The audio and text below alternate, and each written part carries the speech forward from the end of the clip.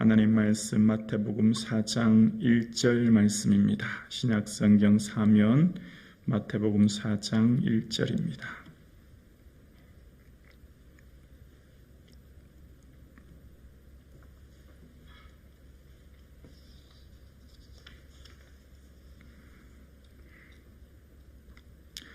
다 같이 한 목소리로 합독하시겠습니다. 함께요. 그때 예수께서 성령에게 이끌리어 마귀에게 시험을 받으러 강야로 가사. 아멘. 오늘 이 자리에 예수님이 우리와 함께 하시는 줄로 믿습니다.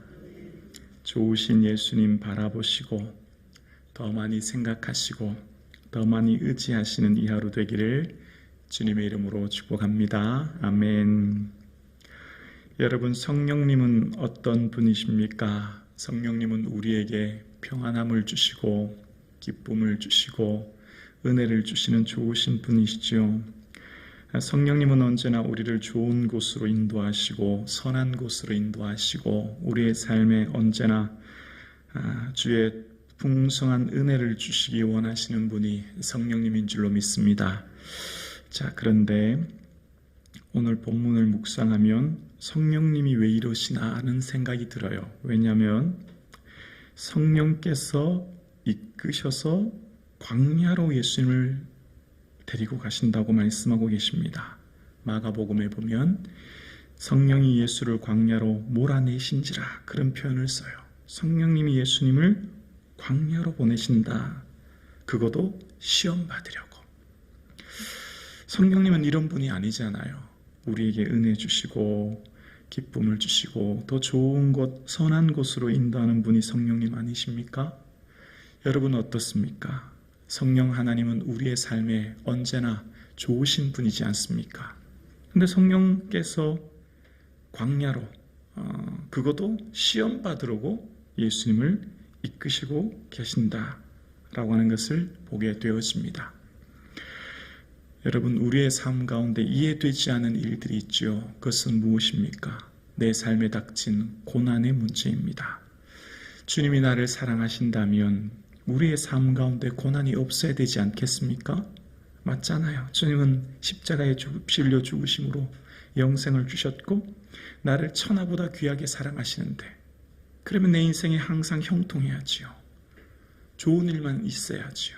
기쁨만 있어야지요. 그렇지 않습니까? 그런데 믿음으로 살고 주를 위해 애쓰고 노력하는데 예수 믿지 않은 사람하고 똑같이 고난이 있고 예수 믿지 않은 사람하고 똑같이 어려움이 있는 우리의 현실을 우리는 목격하게 되어집니다. 오늘 본문에 예수님께서 하나님의 아들이십니다. 그러면 하나님께서의 아들이신 예수님, 그러면 성령님이 능력을 덧입혀 주시고 은혜를 덧입혀 주시고 함께 해주셔서 언제나 좋은 일만, 언제나 선한 일만 이끄셔야지 왜 광야로 모십니까? 그것도 시험 받으려고 하십니까? 하나님의 아들 예수님이신데 전능하신 하나님이시요 못할 것이 없는 주이신데 성령님은 왜 예수님께 그런 일을 하신단 말이십니까? 오늘 본문 1절을 다시 한번 묵상해 봅니다. 그때 예수께서 성령에게 이끌리어라고 되어 있습니다. 이끌리어. 여기 이끌리어라는 단어는 헬라어가 아나고라는 뜻인데 끌어올리다라는 뜻이에요. 끌어올리다. 이 뜻은 어떨 때 쓰냐면 낮은 곳에서 높은 곳으로 끌어올릴 때, 낮은 곳에 있는 그를 높은 곳으로 끌어올릴 때 이 단어를 쓴다는 거예요. 그러면 또 생각이 들어요. 예수님이 낮은 분인가? 예수님은 그런 분 아니잖아요. 예수님은 전능하신 하나님, 능력의 주님이시요 예수님이 결코 낮은 분이고 아니지 않습니까? 언제나 존귀하신 하나님의 아들이신데 말입니다. 그런데 예수님은 이 땅에 오시는 것 자체가 이미 자기를 낮추신 분이에요. 예수님은 어떤 분이십니까? 그는 하나님이세요. 그는 근본 하나님의 본체십니다. 그러나 하나님과 동등됨을 취할 것을 여기지 아니하시고 오히려 자기를 비워 어떻게 해요? 종의 형체를 가지사 사람들과 같이 되셨고 자기를 낮추셨어요. 어디까지? 죽기까지. 십자가에 죽기까지. 예수님이 십자가에 죽으시니까 죄인이다, 신성모독했다, 우리와 같은 사람이다 라고 생각할 수도 있으나 예수님은 결코 그런 분이 아니에요. 자기를 비워 자기를 낮추시고 죽기까지 복종하셨지만 결코 예수님은 인간처럼 죄인도 아니고 무능한 주도 아니고 연약한 분도 아니십니다. 그런데 예수님은 자기를 낮추셨어요. 비우셨어요. 죽기까지 복종하셨어요. 그 이유는 무엇입니까? 우리를 위해서인 거죠. 그런데 어리석은 사람들 예수님을 죄인이다 생각합니다. 오늘 본문에 예수님은 낮은 곳에서 높은 곳으로 이끄시기 위해 성령님께서는 예수님을 낮은 곳에서 높은 곳으로 이끌기 위해 광야로 보내셨대요. 그럼 예수님이 낮을 이유가 없는데 왜 낮아졌다는 의미가 이끌다는 표현을 썼을까요?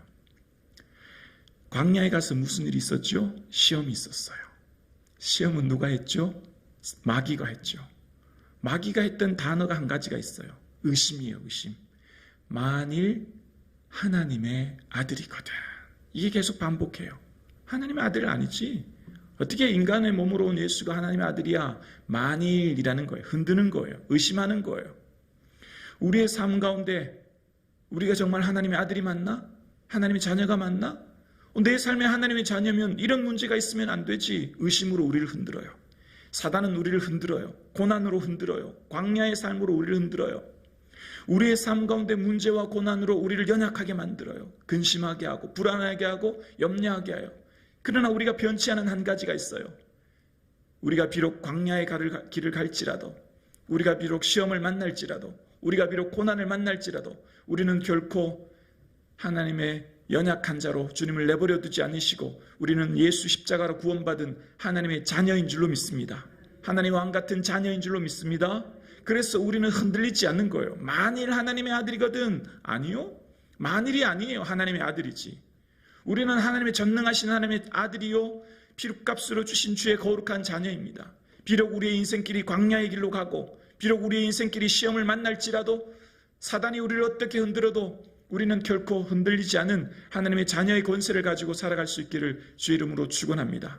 성령님께서 우리를 이끄실 때는 우리의 인생이 하나님이 주신 은혜를 경험하기 위한 길임을 깨닫게 되어요.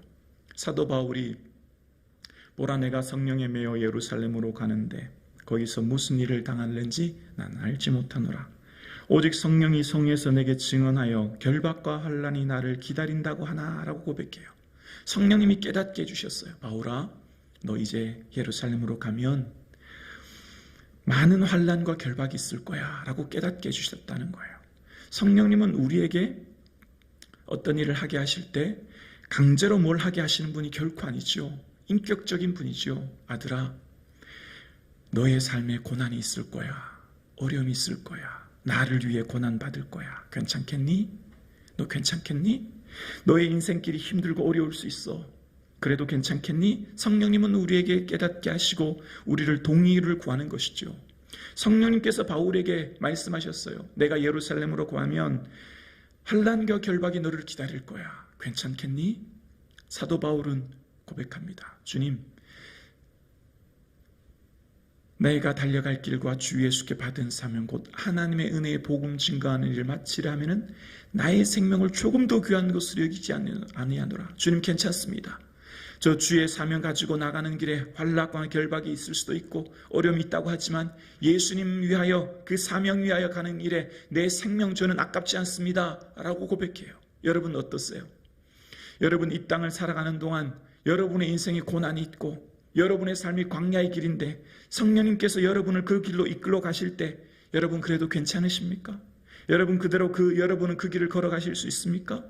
그 길을 가게 하시는 것은 여러분을 절망하게 하고 고통스럽게 하고 어렵게 하시는 게 아니라 그 광야의 길을 통하여 오히려 낮은 곳에서 높은 곳으로 높이시고 사도 바울의 그 환난과 결박을 통하여 오히려 예수 복음 증거하는 사명의 길을 가게 하시는 것처럼 우리의 인생길은 성령님이 이끄시는 그 길은 비록 우리의 삶이 골짜기 길을 가고 광야의 길을 갈지라도 우리를 낙심하게 하고 절망하게 하고 쓰러뜨게 하는 길이 아니라 우리를 하나님의 자녀의 길로 높이시고 세우시고 우리를 하나님의 자녀에 대한 권세를 나타내는 길임을 우리는 믿습니다. 성령에 매어가는 예루살렘에 가는 그 길을 사도 바울은 어떠한 고난이 있다고 해도 결코 그 길을 포기하지 않습니다. 여러분, 고난이 여러분을 흔듭니까? 여러분, 너가 정말 하나님 자녀 맞니? 만일 정말 하나님 아들 맞니? 라고 여러분을 흔들진 않습니까? 그럴 때 강하고 담대할 수 있기를 주 이름으로 축원합니다. 오랜 시간 주 앞에 엎드리고 기도하는데 응답이 더디므로 기도해봤자 응답도 없는데 뭘 그렇게 기도하느냐? 사단이 우리를 흔들고 사단이 여러분의 삶을 흔들 때 믿음 안에 강하고 담대할 수 있기를 주 이름으로 축원합니다.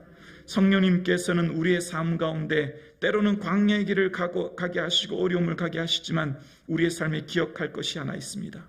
그 길은 눈물의 길, 고난의 길이지만 성령님께서 주신 놀라운 은혜가 있어요. 바로 기쁨이라는 거예요. 기쁨. 데살로니가 전서 1장 6절에 보면 이런 고백을 사도 바울이 해요. 우리 함께 고백합니다. 또 너희는 많은 환난 가운데서 성령의 기쁨으로 말씀을 받아 우리와 주를 본받는 자가 되었으니 아멘. 많은 환난으로 주님은 내버려 두는 분이 아니에요. 환난으로 우리를 고통스럽게 내팽개치는 분이 아니에요. 환난으로 광야의 길을 가도록 그냥 모른 체 하시는 분이 아니에요. 많은 환난을 받고 고난을 받고 어려움을 당하지만 중요한 것은 기쁨을 주세요. 어느 분이요? 성령 하나님께서. 성령님께서 우리에게 넘치는 기쁨을 주십니다. 오늘 이 새벽 기도하는 저와 여러분, 피곤한 몸을 이끌고 이 새벽 나왔어요. 힘들어요. 그러나 주 앞에 엎드릴 때 주의 주시는 기쁨의 은혜를 주님은 충만히 부어주시는 줄로 믿습니다. 우리의 인생길이 힘들고 지치고 어렵지만 성령님께서는 우리를 내버려 두시는 분이 아니에요. 그 길 우리를 손잡고 가실 때 하나님 주시는 소망이 넘치게 하시는 분입니다.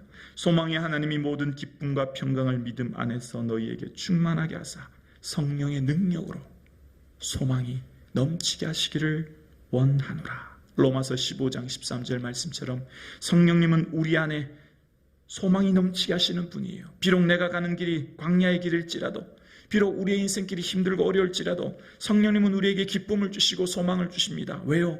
이 길이 우리를 낮은 곳에서 높은 곳으로 하나님 자녀된 권세를 나타내는 길임에, 우리의 가는 길이 주 이름을 높이는 길임에 우리와 함께 하시는 줄로 믿습니다. 여러분은 결코 고아와 같이 내버려 두신 분이 아니에요. 여러분은 그걸 내팽개치시는 분이 주님이 아니십니다. 우리의 길이 광야의 길일지라도 주님 바라보시고 믿음 안에 담대할 수 있기를 주님의 이름으로 축원합니다. 오늘 우리의 삶 가운데 많은 환난 가운데 성령의 기쁨으로 충만한 이 새벽 되어질 수 있기를 주의 이름으로 축원합니다.